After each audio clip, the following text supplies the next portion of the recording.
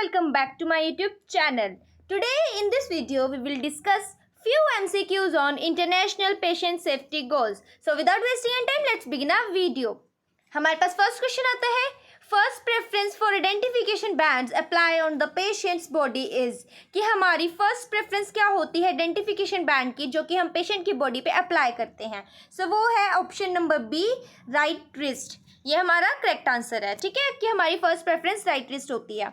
Next question आता है, drugs that usually have an increased risk of causing harm to the patient if not use correctly और if used in error, कि कोई एक ऐसी drug है जिसके यूज करने से, मतलब जिसको हम करेक्टली यूज़ नहीं करते या एररली यूज़ कर लेते हैं, तो उसका रिस्क जो होता है हार्म करने का, कोज हार्म, वो इंक्रीज कर जाता है. ठीक है, सो वो कौन सी ड्रग होती है? वो होती है हाई अलर्ट मेडिकेशन जो से होती है वो वाली. ठीक है, नेक्स्ट क्वेश्चन हमारे पास आता है कि लाजा स्टैंड्स फॉर, कि लाजा की फुल फॉर्म क्या है? सो इसका आएगा option C, look alike and sound alike.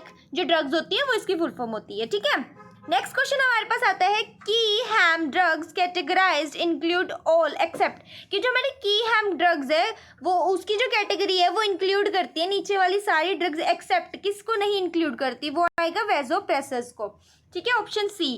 Next question आता है, the IPSG 6 the international patient safety goal 6 concerns about, कि जो IPSG 6 है वो हमें क्या बताता है, क्या कंसर्न करता है? Assessment, reassessment, fall preventive measures या ऑल ऑफ द अबव. सो इसमें ऑल ऑफ द अबव आ जाएगा. ठीक है, नेक्स्ट क्वेश्चन हमारे पास आता है, the IPSGs were developed by the joint commission international in the year, कि जो IPSGs थी ये डेवलप की गई थी joint commission international in the year. किस साल में की गई थी जॉइंट कमीशन इंटरनेशनल के थ्रू? वो हुई थी 2006 के अंदर. ठीक है, नेक्स्ट क्वेश्चन आता है, the key parameters of an IPSG to reducing the health care associated infection, कि जो की पैरामीटर्स है जिसके थ्रू जो हमारे इंटरनेशनल पेशेंट सेफ्टी गोल्स होते हैं वो क्या करते हैं, वो रिड्यूस करते हैं हेल्थ केयर एसोसिएटेड इन्फेक्शन को.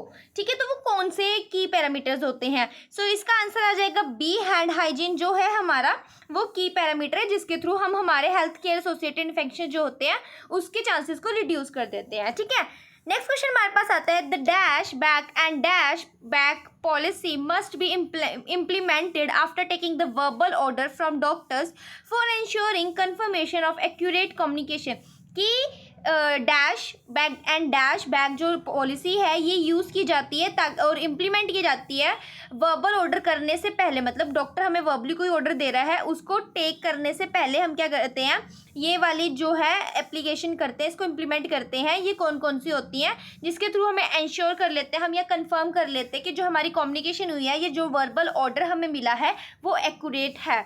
सो वो इसका आंसर आ जाएगा, वो होती है read back and repeat back, मतलब ऑप्शन ए.